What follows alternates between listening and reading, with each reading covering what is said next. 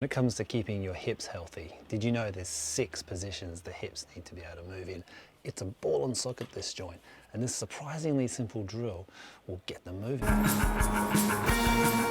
Key point with this, guys, is your pelvis position.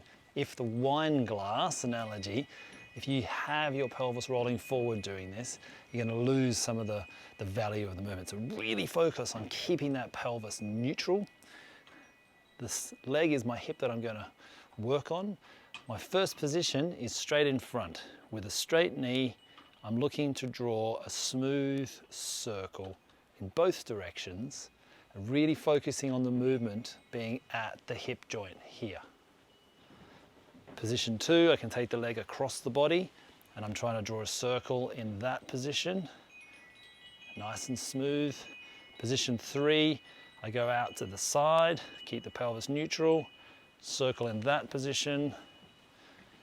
As you go round, position 4 in the back there, try to keep that pelvis neutral.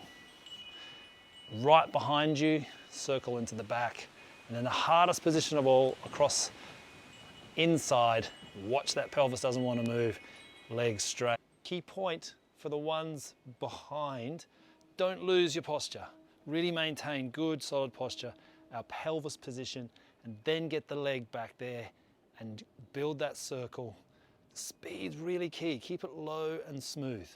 For extras, in each of those 6 positions, try and turn your femur, the whole leg, either internal and do the circles like that, or external and do the circles like that. In one of those 6 positions with the femur turned in or out, you're going to find the biggest opportunity to rehab your hip. That's how you pro-herb yourself, guys. Get stuck in.